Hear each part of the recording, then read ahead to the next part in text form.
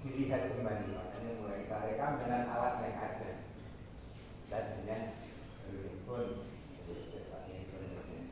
jadi satu hal yang ingin saya sharingkan ke teman-teman, kita mulai dari apa yang kita punya, kita mulai dari apa yang kita ada di tangan kita. Kita belajar hari ini, siapa yang bisa share dalam menit tujuan retreat kita apa sih, tujuan Natal kita apa? Bahwa yang ini dari sisa tujuan itu kita apa? Ada yang bisa? Oh, program sekolah om, atau ada tujuan lain, atau ada kerinduan lain? Damai mana damai? Apa damai?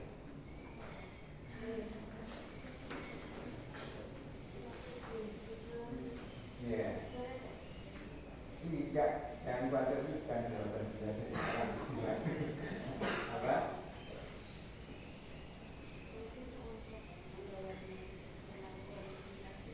Oke, terima kasih pendengaran pelajaran lebih lagi. Terima kasih kakaknya. Kelas berapa? 9. Ya, tujuan-tujuan organisasi atau tujuan kita melakukan kegiatan pasti ada tujuan yang ingin dicapai kan? Nah, saya yakin ada juga tujuan dalam hidup kita yang perlu kita capai. Om Andre ada tujuan hidup kita, ada tujuan hidup Om Andre yang harus Om Andre revisi. Oh ya, perkenalkan, nama saya Andreas Kurniawan, panggilannya Om Andre. Kalau di gereja Om Petrus biasanya panggilnya Andre. Terus kalau di kantor Mister Andre, karena saya sudah mengajar juga. Kemudian saya belum sekolah Alkitab, belum berencana kalau Tuhan izinkan ya nanti belajar, tapi saya bagian dari timnya Om Petrus. Kalau Om Petrus bilang pergi, saya pergi. Kalau Om Petrus bilang diam, tunggu, tadi itu Petrus sebagai orang tua saya, sebagai komandan saya, pemimpin saya. Besok kita mau ada retreat untuk gereja. Om Petrus sudah tunjuk beberapa tahun ini, saya tidak pernah menolak tugas, saya tidak pernah menolak kepercayaan yang pemimpin Pak. Saya belajar tunduk, taat, melakukan apa yang diminta, yang saya bisa kerjakan. Nah, hari ini saya ingin share sedikit tentang perjalanan hidup saya, apa yang saya percaya akan firman Tuhan. Saya boleh diambilkan untuk sedikit ya. Saya ingin share. Yang pertama tadi ada tujuan-tujuan hidup yang saya revisi. Saya boleh duduk di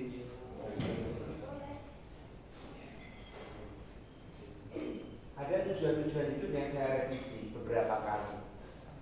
Yang terakhir adalah ini saya ajarkan di anak-anak youth, teman-teman kita semua yang juga ikut melayani di sini. Ada Kak Aril. Kalau kalian nanti pas cek YouTube-nya kita ada Kak Aril, pernah melayani kalian pas game itu loh, apa? Outbound ya. Nah, itu ada revisi dalam tujuan hidup saya. Tujuan hidup saya yang terakhir adalah ketika saya mengambil mobil itu untuk segera lunas. Tujuan kecil kan, ambil mobil kredit supaya saya bisa melayani keluarga, bisa melayani gereja, dan saya pengen cepat lunas. Tapi sebelum itu ada tujuan yang lain. Ketika saya dicobai ambil mobil yang lain untuk bisa menutup kebutuhan untuk pengobatan dan untuk support ayah ibu saya di Jogja. Saya masih punya 2 orang tua yang mengizinkan untuk saya panjang umur dan melihat mereka dan melakukan apa yang saya bisa untuk bisa membahagiakan, berbakti, membalas sedikit cinta kasih mereka. Nah, saya ambil mobil 2 lagi sebelum pandemi, di kredit saya taruh ke orang untuk dikerjakan, untuk dijalankan, dan kemudian ada pandemi. Wah, cita-cita bisa melunasi 3 mobil itu rontok, kemudian tinggal 1 mobil. Ketika mobil yang awalnya mobil pertama yang dicintai, disukai oleh istri saya itu mobil warna putih, mereknya Toyota. Itu mobil kesukaan istri saya, karena itu mobil pertama kami, cinta pertama kami terhadap sebuah barang ya, barang yang bisa melayani kami keluarga. Nah itu kita jual karena pandemi yang ada uangnya itu. Mobil yang kedua yang saya kembalikan ke listrik itu namanya ya keluarga Toyota juga, tapi tidak bisa kita teruskan karena berat. Maka mobil yang kedua itu kita lepas, sudah kita kembalikan. Ketika saya melepas mobil itu, saya berdoa, Tuhan ampuni perjalanan hidupku yang aku mengambil keputusan-keputusan yang aku tidak mendengarkan nasihat istri. Aku tidak mendengarkan benar-benar apa yang kau inginkan. Maka Tuhan, kalau Engkau izinkan mobil ini masih aku miliki, doa untuk mobil yang kedua itu, supaya Om Andri mungkin masih dikasih Tuhan kesempatan untuk memelihara itu. Kalau Tuhan izinkan, aku mengucap syukur. Tapi kalau enggak, tidak apa-apa Tuhan. Aku kembalikan mobil ini karena aku enggak sanggup. Kalau memang kehendakmu, aku enggak mau enggak mau tahan. Aku enggak mau gimbering, tahu ya, enggak mau ditahan-tahan, enggak mau gimbering. Pokoknya sudah, Tuhan izinkan ini, aku enggak apa-apa, aku bersyukur. Kalau nanti masih yang aku pakai ini sendiri, Komandan itu sambil berdoa, sambil jalan itu ya. Komandan belajar di setiap saat. Komandan ingin bukan komunikasi sama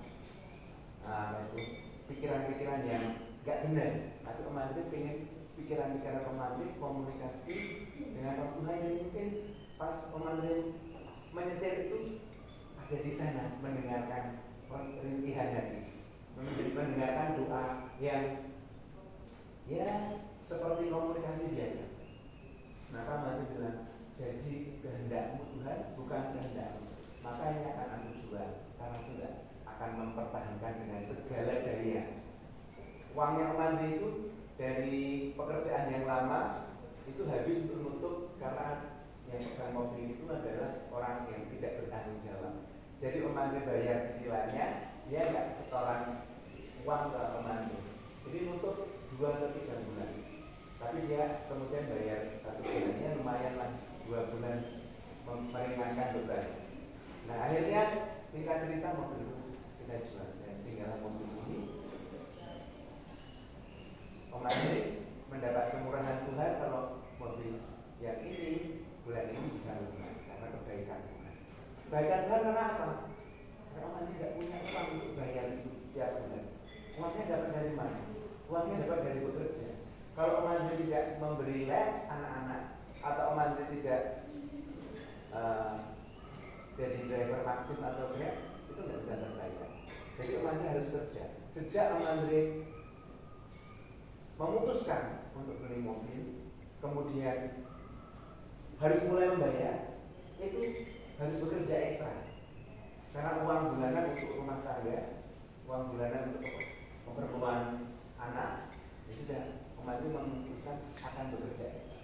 Itu Komandan kemudian hari ini Tuhan izinkan bulan ini bisa lunas, kemurahan Tuhan. Karena kalau tidak ada orang tua les yang setia les sama Komandan melewati pandemi, itu juga sudah kendang atau kendangnya sudah lewat.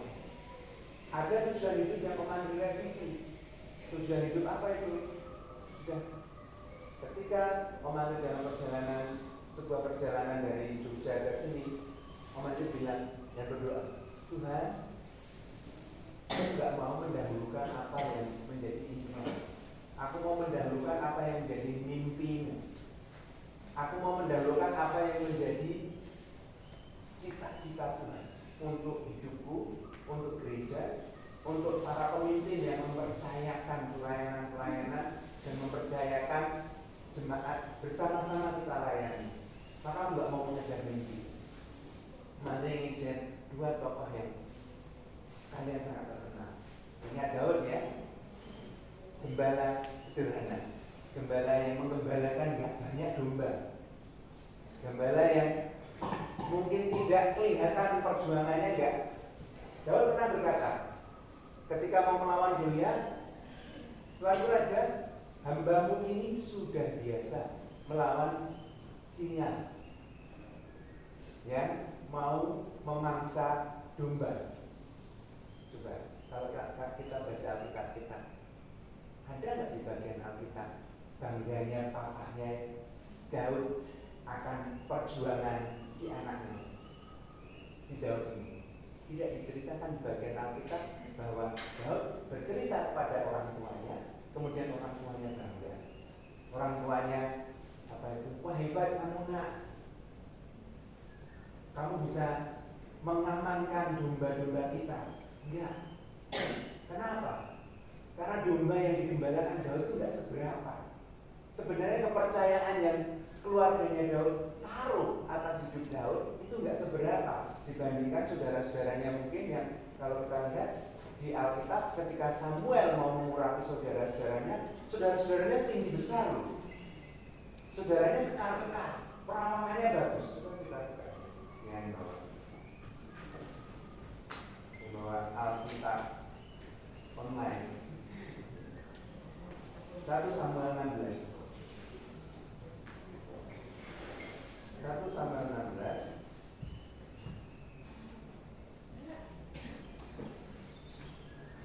misalnya Daud mau diurapi kedatangan Samuel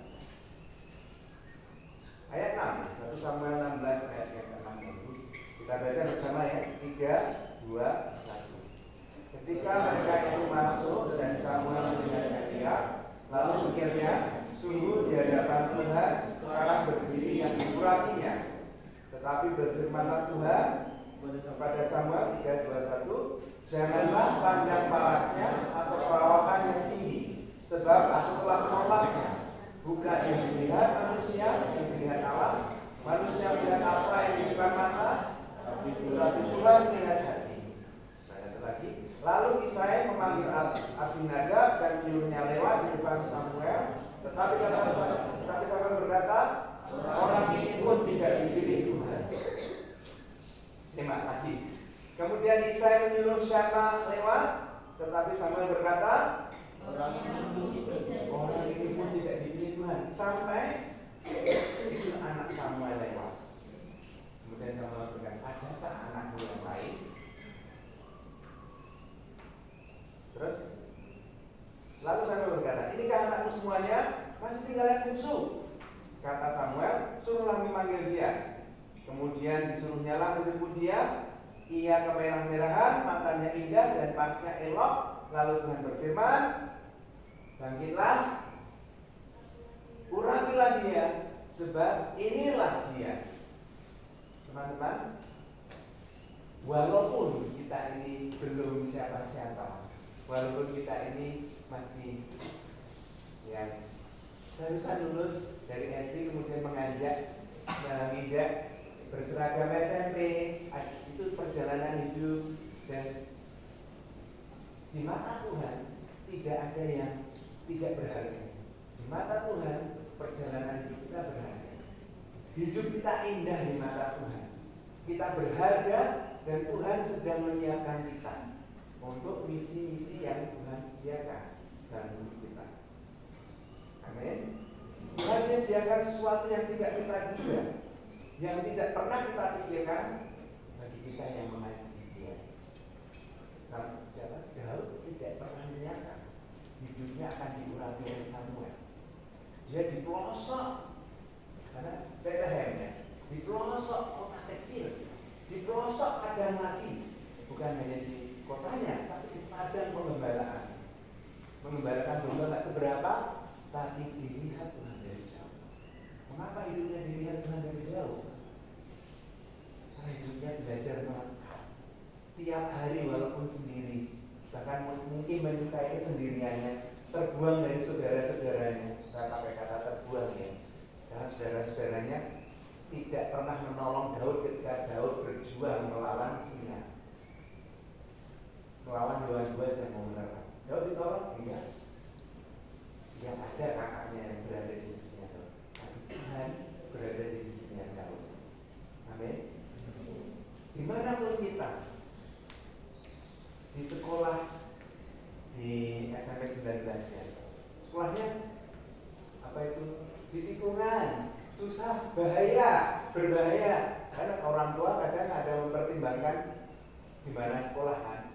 Tapi bukan sebuah kebetulan kalian berada di SMP 19, kalian bertemu dan dilayani Om Petrus, Om Nono, kalian bertemu dengan guru-guru kalian, bertemu dengan Om Andi hari ini, dirancangan Tuhan untuk kalian boleh mendengar sepotong-sepotong bagian kehidupan kami dan firman yang Tuhan taruh di hidup Om Petrus untuk disampaikan.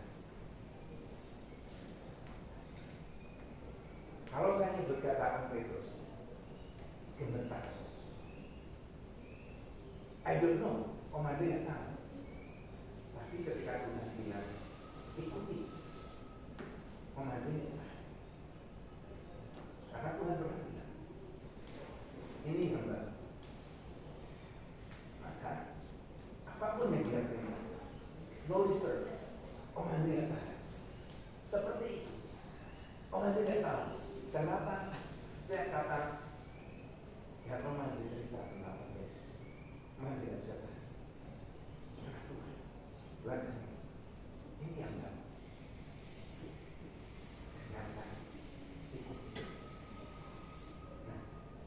Gak tahu, it happens all the time. Kalau Om Andri nyebut kata Om Petrus dan saya juga saudara seiman dan Om Andri menjadi bagian cerita sharing, itu Om Andri benar. Nah, bukan kebetulan kita dipertemukan, bukan kebetulan kita saling melayani, karena ada sesuatu yang Tuhan persiapkan bagi hidup kalian, bagi hidup Om Andri juga. Keberadaan kalian itu membantu hidup Om Andri. Tadi Om Andri bangun cepat, 4:30, terus lagi juga sebentar lagi, terus bangun sudah jam 5, terus kemudian lanjut lagi. Hidup kalian membentuk hidup orang tua kalian membentuk hidup kalian. Hidup Isai, Papa Daud dan saudara-saudara membentuk hidup Daud, dan Daud tetap fokus walaupun dia terabaikan di ujung sana. Setia dengan apa yang dia terima dan dia kerjakan terus menerus, dan dia lakukan itu dengan sukacita sambil dia setiap saat berdoa. Hampir seluruh Mazmur ini adalah tulisan-tulisan ungkapan hati dari Daud. Beberapa bagian ada Mazmur dari Miriam, Musa, ada penulis Alkitab yang lain. Itu sebuah kitab yang bercerita tentang pujian, pengagungan, kadang juga sebuah doa yang meratapi keadaannya. Itu perjalanan hidup Daud, kita bisa lihat dari kitab ini. Hal yang kedua yang ingin saya bagikan adalah tentang Daniel. Apa samanya Daniel dan Daud? Karena di tempat-tempat tersembunyi, di waktu-waktu yang sunyi, di waktu bukan dijadwal, di waktu bukan kewajiban, di waktu orang lain tidur, di waktu orang lain melakukan yang dia sukai, di waktu orang lain melakukan yang populer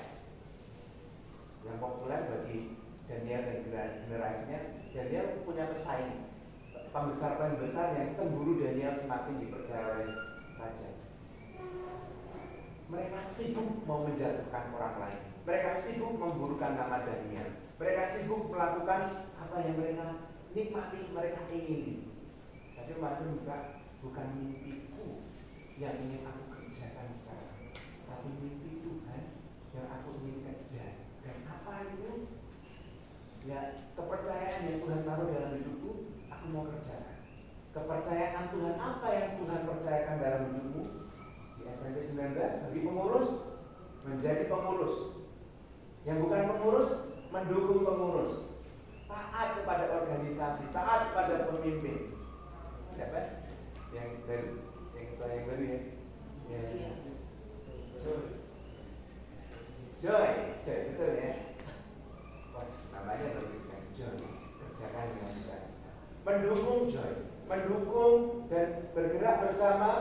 supaya siswa Kristen di SMP 19 bisa kompak. Hari ini kalian sudah membuktikan bisa kompak dan belajar bersama dengan teman-teman dari persekutuan siswa Katolik. Kerjakan bareng, kita menjadi cahaya dan milik. Kita menjadi berkat bagi SMP 19. Mewarnai SMP 19 bukan menjadi warna yang sama, tapi kalian menjadi warna yang berbeda. Karena ada Yesus yang kalian hidupi. Apakah kalian ingin menghidupi Tuhan Yesus? Nyata, maka itu harus kita hidupi keluar dari hidup kita. Bukan hanya kita simpan sebagai sebuah kepercayaan saja, sebagai sebuah iman. Tapi iman harus kita nyatakan. Caranya gimana? Jadi berkat teman-teman. Bagaimana kalau temanku pengen nyontek? Aku bantu kamu, tapi sebelum tes. Setiap saat kamu punya kesulitan, ya, yuk belajar bersama. Tapi kamu nggak bisa minta aku berbuat curang. Kamu sedang menyatakan tidak kepada ketidakbenaran dan kamu sedang belajar prinsip yang benar. Ketika Om Andri dulu sering ditanya waktu tes, ya udah ribet aja Om Andri. Om Andri sama ketika SMA, ya bukan ngasih contekan. Kalau bahasa Inggris Om Andri lumayan bisa ngasih contekan. Tapi kalau matematika Om Andri yang nyontekin. Lihat punyaku, ya sama. Jadi masa hidup Om Andri di SMA itu sama kayak dunia. Gelap. Tukang nyontek, memberi contekan, tukang mabuk dan memberi alat untuk mabuk. Dan itu Om Andri lakukan di kamar Om Andri, di rumah Om Andri ketika orang tua nggak ada, mabuk dan rokok seenaknya. Om Andri sama kayak gini. Bahkan Om Andri membawa teman-teman yang bukan pemabuk menjadi pemabuk, yang bukan perokok. Om Andri ini rokok sampai hari ini masih merokok. Kenapa? Menjadi sama, tidak menjadi berbeda. Ketika Om Andri udah berhenti merokok, terlambat. Dia sudah terikat dengan rokok. Dia sudah terikat dengan apa yang Om Andri pernah tahu. Paham ya? Om Andri pernah menjadi bagian dari kejahatan.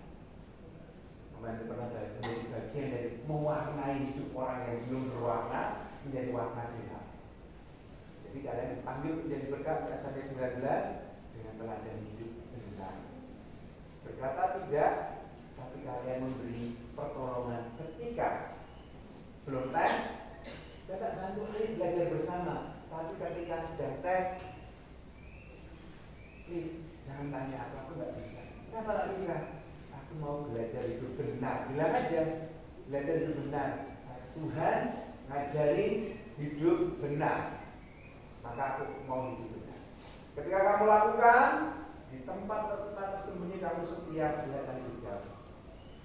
Tak disangka, tak punya rencana jadi raja. Daniel hanya berdoa setiap saat. Karena dia membangun hidupnya kepada raja yang di surga, kepada Yahweh yang dia percaya sanggup untuk menyelamatkan bangsanya. Dan dia masuk ke dalam pembuangan itu sebuah kesedihan. Bangsanya dihancurkan, kotanya dihancurkan. Mereka yang terdidik termasuk dia dibawa ke bangsa yang baru, menjadi budak. Kalau mereka para bangsawan, mereka menjadi pekerja bagi raja Nebukadnezar dan yang lainnya di 4 pemerintahan. Nah, dia tidak pernah berencana, nggak menyangka, tapi Tuhan bawa dia ke sana. Hidup kita sebuah persiapan di mana kita akan dibawa Tuhan untuk boleh melayani Dia semakin besar, melayani Dia semakin berpengaruh. Amin. Ini persoalan hidup kita. Ada satu lagi.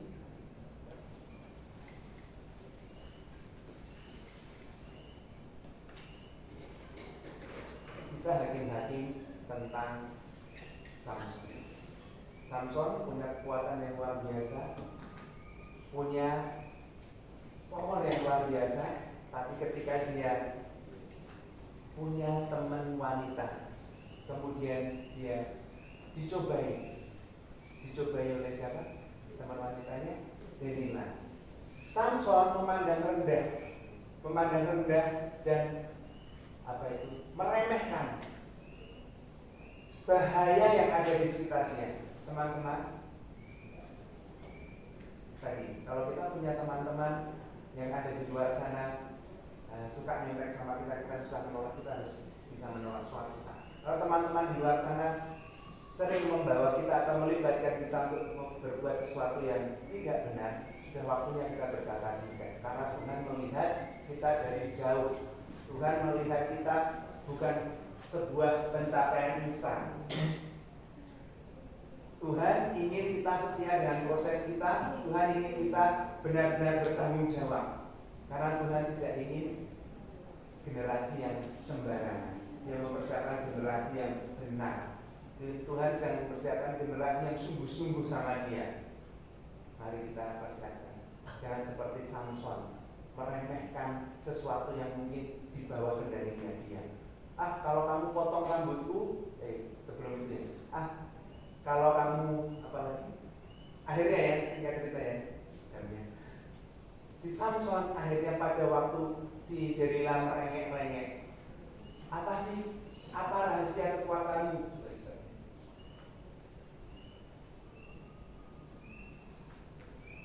Kita buka di Hakim 13.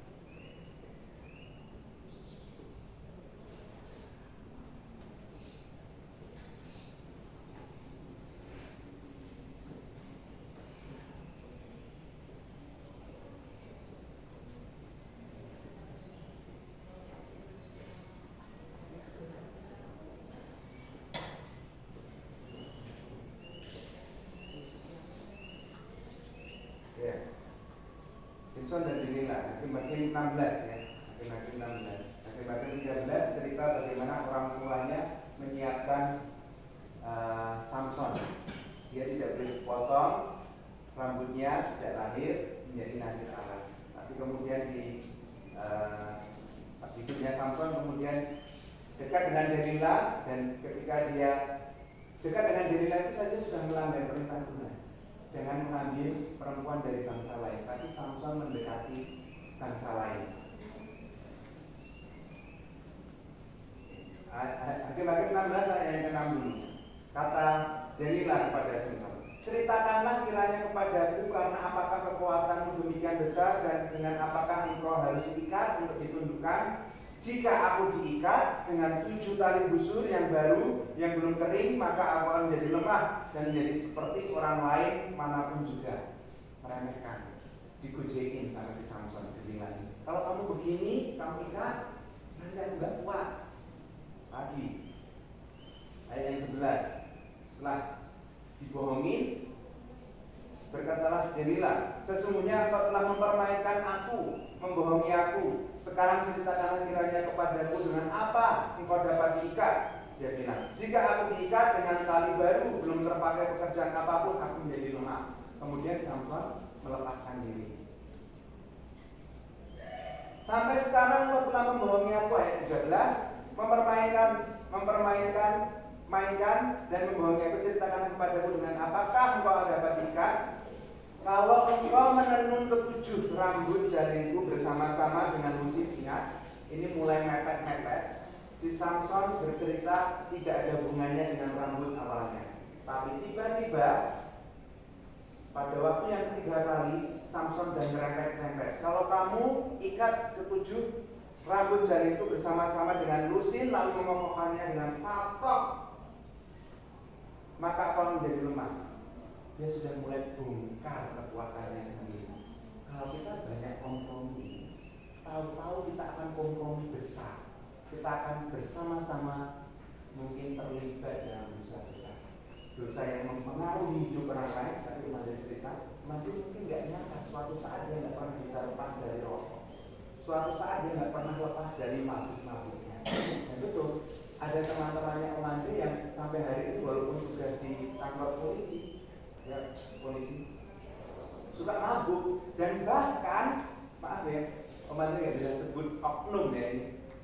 Dan bahkan kalau ada minuman keras dioperkan ke teman-temannya. Berarti lingkaran siapa yang pernah ada di sana? Lingkarannya saya juga.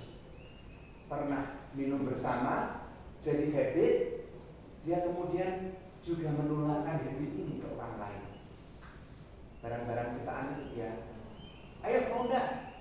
Sama, kita jadi agen alkohol, beverage ya, beverage minuman keras. Ternyata sama. Simpson tidak mewaspadai hidupnya. Pada hari dia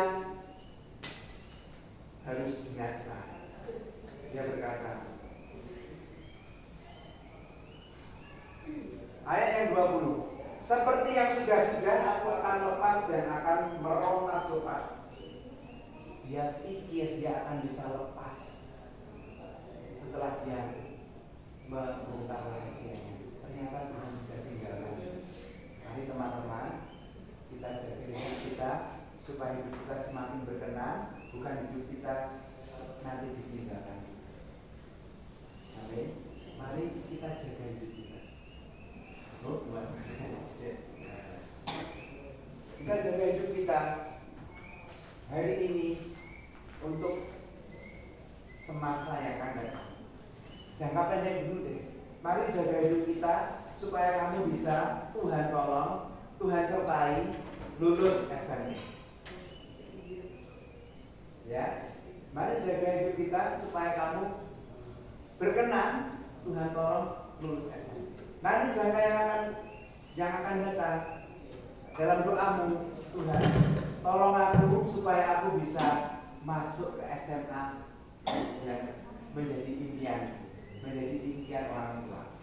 SMA Taruna yang mau jadi militer, mau jadi anggota militer, mempertahankan negara, menjaga negara.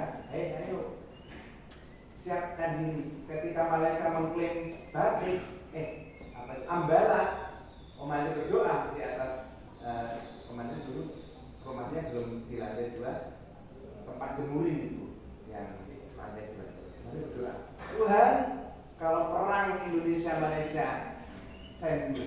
Tuhan, kalau perang, aku mau membela bangsa, mempertahankan kedaulatan. Loh, Omani berdoa sungguh-sungguh itu untuk membela Indonesia kalau terjadi perang Malaysia Indonesia. Siapkan dirimu untuk sesuatu yang bukan hanya dunia, tapi sesuatu yang untuk Tuhan. Mari kita siapkan hati, kita belajar dari hidup Daud yang di tempat tersembunyi dia mempersiapkan hidupnya. Dari belajar hidup Daniel, di tempat tersembunyi dia berdoa membangun hidupnya ketika orang lain sedang sibuk dengan yang lain.